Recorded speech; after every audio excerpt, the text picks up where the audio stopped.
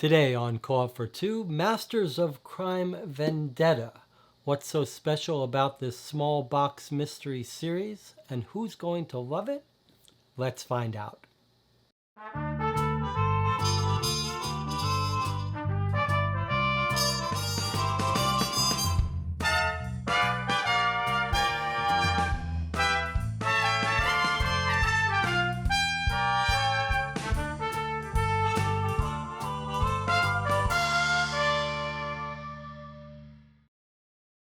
Let's start with some basic facts.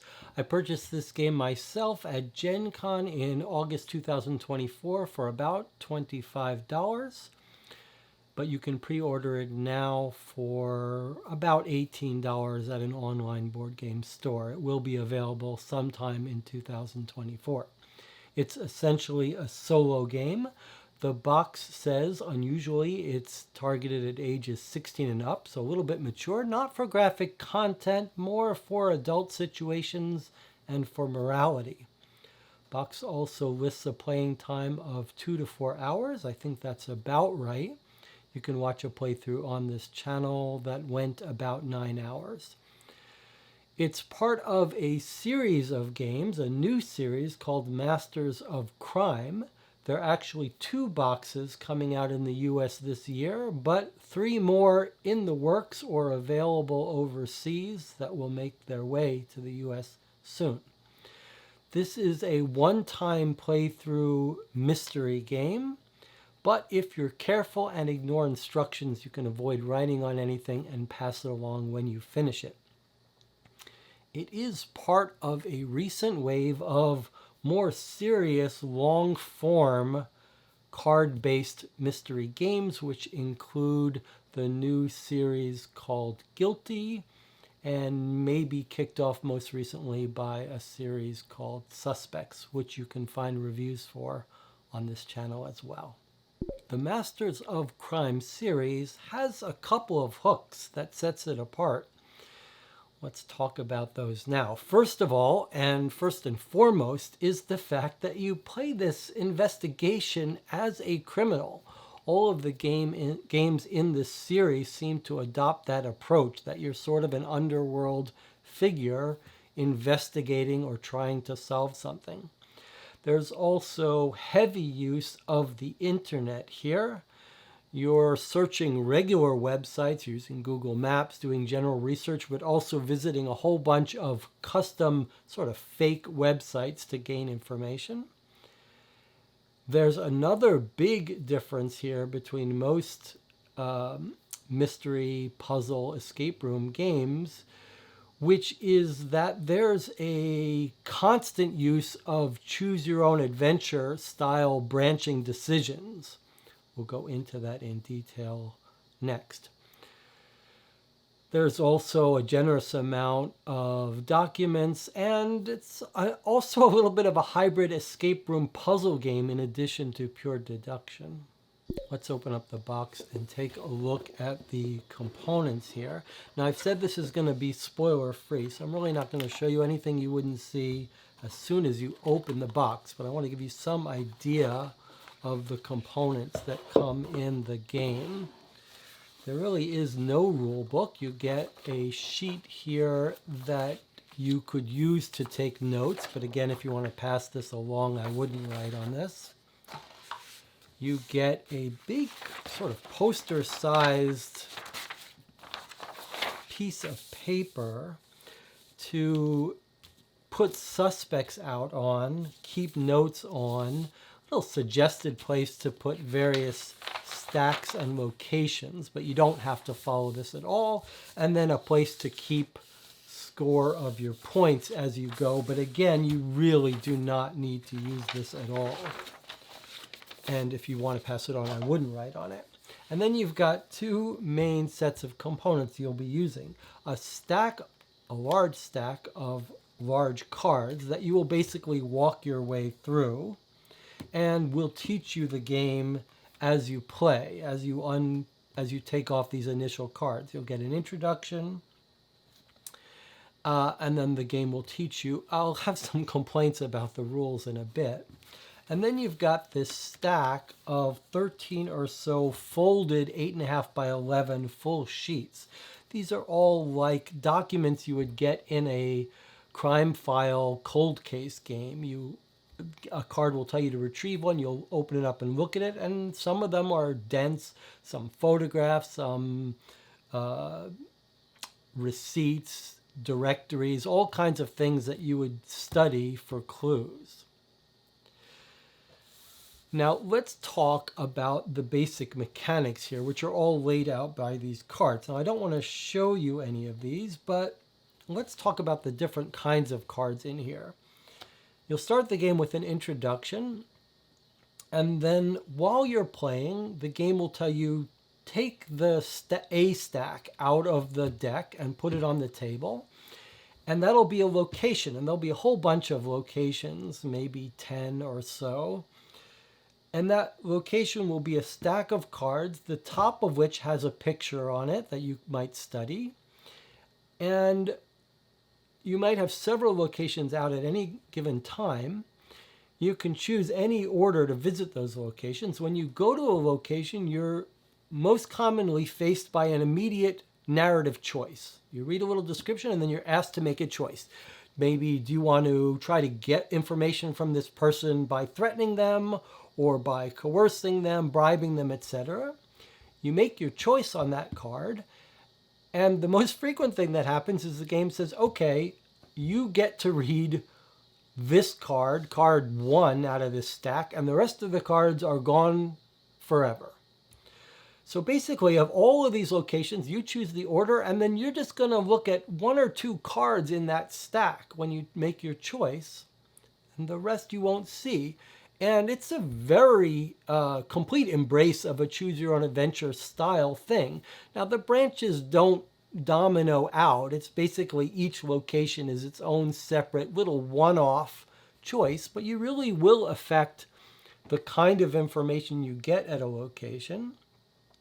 Some of the decisions are purely sort of psychological, thematic. There is no right or wrong answer. It's just how you choose to tackle it. But there is a scoring system during play of the game, and you will occasionally make choices that you'll either have made the right choice because you've chosen something based on your smarts that you should have done, and the game will tell you give yourself an extra star or you don't get a star. Or sometimes even if there's no scoring, you will have choices that you can make that will control how much redundancy you get about information in a certain category. So if you're paying attention, you'll say, okay, we already know that information, so let's not make that choice. Let's make that choice. In addition to the locations, which are most of what happens here, some of these cards are suspects. It's just a picture. It's a sort of illustration of someone that you can put on the board that helps you visualize who you're talking about. And then there are some epilogue cards and other things that are for the finale. Occasionally, also on a card, you'll be told to unlock one of these envelopes, but you'll also occasionally get like a puzzle, a little symbol that tells you go search the internet for this information, or that you need to figure out a code that you enter online. And that feels much more like an escape room game where it's sort of like a puzzle or a cipher that you have to figure out. Once you figure out, you go to the internet, you put in the answer, and then it will unlock and say, okay, now you can access this card. I will say that the decisions you make, I've already said they're fairly shallow. They don't have branching consequences, but they also, unlike maybe a choose-your-own-adventure book that you might be used to, they don't really affect your state. You don't make a mistake here. You don't get yourself into trouble. You don't get people killed. You don't get injured. Most of the time, the decisions you make just change a little bit about what information you gain and how you gain it. It's worth noting how much of a hybrid game this really is. We've seen mystery games with maybe 1 or 2 choose-your-own-adventure sort of moral choices, and we've seen choose-your-own-adventure games with 1 or 2 little mystery elements. This really is a hybrid game. It's sort of half and half. There's choose-your-own-adventure choices throughout the game at every stage. But it is a true deduction mystery game where you really are being asked to solve a mystery. And there's also this mixture of elements of escape room puzzles and deduction and some generous helping of little internet puzzles where one of them has you using Google Maps and searching around. So it really is a whole bunch of stuff mixed in and a wide variety, but really is the truest form of a hybrid between choose your own adventure and mystery game that I have seen so far. And it does work.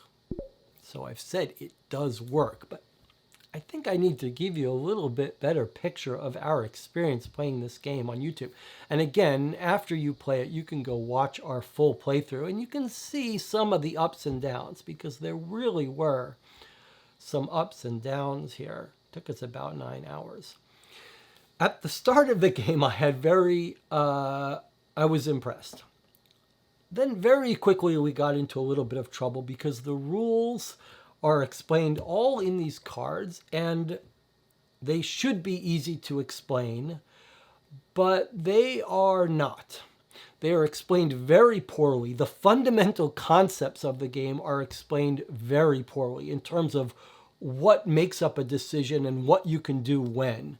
There was lots of confusion about when we could hop around to a different location, when we could look at cards and in what form. There's some poorly written stuff here. I have to assume it's because of the translation into in English. But boy, with 5 boxes on the way, I really hope they find a better quality control, better playtesting to go over these instructions, because they need to be fixed. Once we just made a decision there about how we were going to play the game in the way that made the most thematic sense, we started to enjoy the game. Until we got into this little gimmick of using Google Maps to solve one of these puzzles. And it really did feel like a gimmick. It felt like they've created this Google map trying to find spatial locations. They've created it just to say they've created it. It was very unpleasant. It felt broken now in 2024. I can only imagine how badly it's going to break as time goes on. It felt totally unnecessary. In fact, there's a bunch of use of custom-made websites while you're playing this game. Most of them work pretty well and are sort of fun, but the whole group felt that they were, in essence, totally unnecessary. There was nothing we saw that couldn't have been handled better as a physical piece of document. Most people who play these games would prefer to spend their time with physical documents, and especially since they've already got these things, it felt like they just created these websites just for the novelty of it. It surely caused a lot of extra work for them. It was not work that was worth their time, in my opinion. But it also makes this game quite fragile. I would be very surprised if those custom websites were maintained for 5 or 10 years. So I'd be surprised if these games were actually playable in the form they are in 5 or 10 years. The back end where you enter answers to codes was also pretty poorly done, unpleasant to use, and sort of fragile, like finicky about the way answers were formatted. Really not done very well and wasn't pleasant to use. I do hope they make another pass through all this and maybe reconsider the internet components of this game. The hints, reasonably well done, I will say. Okay, so that was part 1. There were good elements, but there was a lot to be worried about. And I started to have the feeling that we were not going to like this game in the end. But something interesting happened about the halfway point. The game started to run a little more smoothly. There were no more hiccups, no more bugs. The story started to get a little more interesting, a little bit of a twist at the halfway point that made it feel much more like an honest-to-God cold case game with a real mystery. the documents started to come out and were a little more dense and enjoyable. Now, it absolutely is on the easier side of these kinds of games, and that's going to be a problem for some groups. I would definitely say if you're an experienced group, like we had basically figured it out halfway through, and it's a shame that the game has no difficulty rating on the box, so you can't tell if all the games in this series going to be easy. Do they have any care about making difficult ones? A little bit hard to tell. But we did start having a better time with the game. Okay, last part of our playthrough story. As we were reaching the end of this case, we were having a better time, but I started to get a little concerned. It's kind of hard to get the ends of these games to be satisfying. It's not uncommon to have a mystery game that plays well, but then when you get to the end, there's some the landing isn't quite nailed. And either the epilogue is too short, the ending is spoiled, like you don't get quizzed, you just get told the ending. Or sometimes you get a 10-page epilogue that's sort of boring and overstays its welcome. And this game especially, because it's so unusual that you're playing a bad guy, it wasn't clear how the game was going to ask for our answer. It felt like there's an answer to a mystery, but then there's some implicit decisions we have to make about whether we want to reveal what we've figured out. And this game actually, it was at the end that it sort of redeemed itself and became a memorable experience and a game that I would absolutely recommend.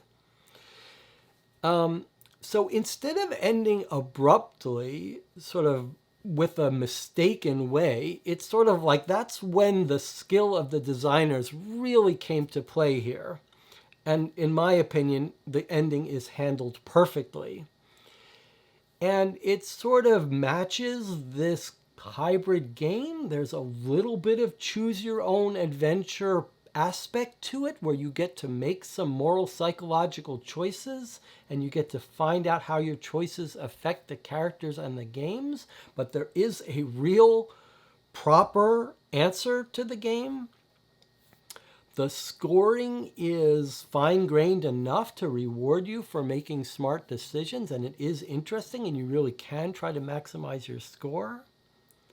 And then there's this multi-stage part to the ending. It's almost like 3 different kinds of endings. There's a quiz to make sure to see if you understand the case. There's a choose your own adventure sort of fun mini epilogues.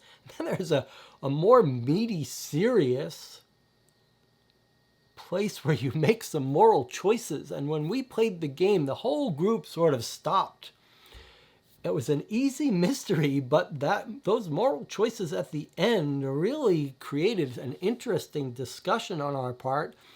And we didn't all agree about what we should do at the end.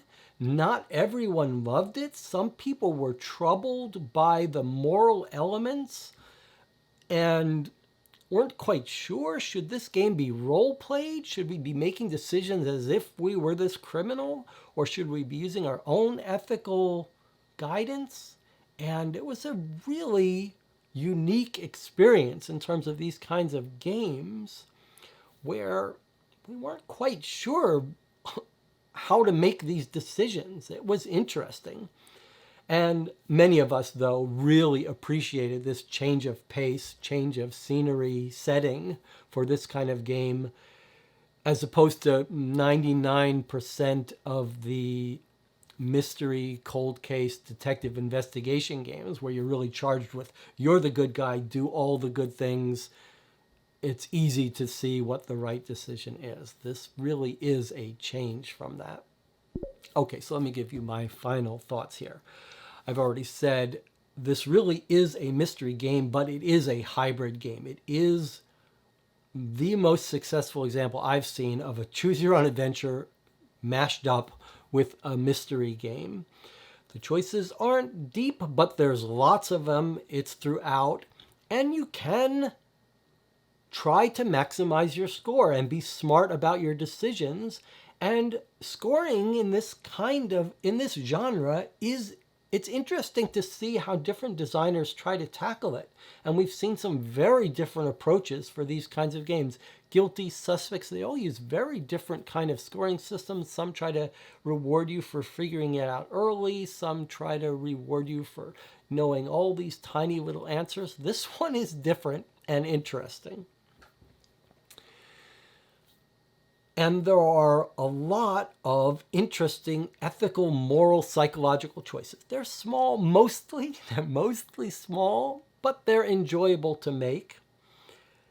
But the key to the success of this is the real insight of this series, which makes it so different, unique, and interesting, which is having you play in the role of a criminal. And from my standpoint, the real achievement here, the real genius, is the soft touch that was taken here in terms of explaining to you how you should be role-playing this game. And I think it would have been very easy for the authors to misstep here and say, here's what you are. You're this hardened, hardcore criminal, and all your decisions should be made from the mindset of you're this criminal that doesn't have any emotions, that doesn't care. But they didn't do that. They walked this very fine line of saying, here's the job you have, here's where you find yourself in life, but we're not really going to tell you on what ethical basis to make your decisions. And that means different people who were playing sort of approached it differently. And some of the people playing were like, well, we're this mafia guy, criminal, but we've got a heart of gold, and we're going to carve this path to get us out of this life or take the opportunities to do good. And other people were fully embraced this role and said, I'm on The Sopranos, I'm in The Godfather, I'm going to take this opportunity to roleplay this game and be as cruel and harsh as possible. Whereas I found myself sort of in the middle, sort of like, well, I took seriously our job and our context, but allowed myself to make decisions that, were sort of in between what I would do in real life and how I would act if I found myself in such a position. And for me, that's what's really special here. It's a very hard thing to do, and to get the ending stuff right, for me, when it got to the end, it was firing on all cylinders, and I would highly recommend it, though I can't guarantee everyone is going to have a great experience.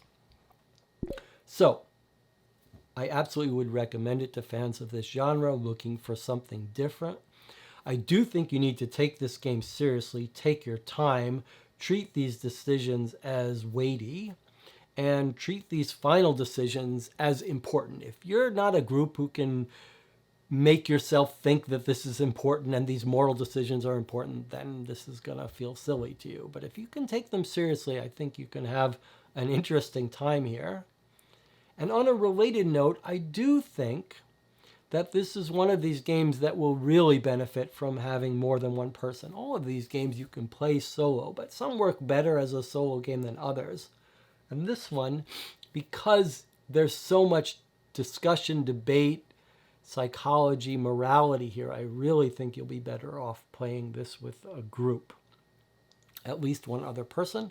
And this is one of these games that may miss with some people. It may miss because you get scored unfairly, or it may miss. It's not going to miss because you don't figure it out, I think. But it may miss because you don't love the scoring, or you don't love the choices or the epilogues, whatever.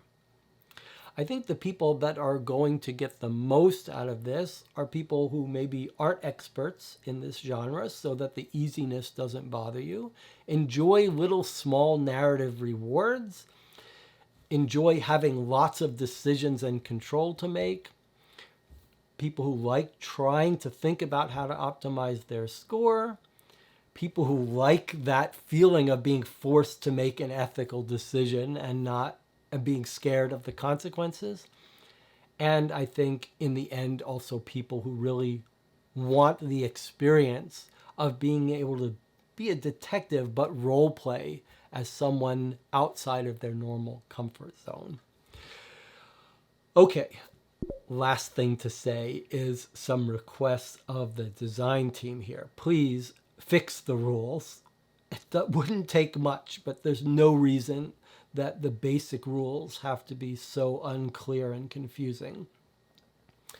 Please add difficulty ratings to these boxes and make a spectrum of difficulty levels. I would love to see some harder cases. I'd love to see some of the real expert cold case teams explore this idea of setting an investigation where the player is more of a bad guy. I would also make a personal plea to reconsider this gimmick of using the internet so much. I think you'd save yourself some trouble, some hassle, some money, some time if you tried to make as much as possible physical documents and only use the internet when necessary. And lastly, whoever was in charge of the soft touch in terms of guiding people into how they should role play and use their own ethics, stick with that system. Be wary of pigeonholing people into too strongly role playing as someone else. I think whatever you did here in that regard, you did perfectly. All right. I would love to hear. There are certain games we play where I know how I feel. I know how everyone's going to like the game. There are other games I'm really not sure how other groups are going to experience and how many people are going to have a good experience, a special experience, and how many people are going to dislike it. And some of our group did dislike it. So I would love to hear if you had a different experience playing the game than we did. This might be one of these games where after you play it, watch our playthrough, see how we encountered these things differently. I'd love to hear if you made different choices that made the game easier or harder for you. Love to hear your thoughts, and I'll see you on the next video.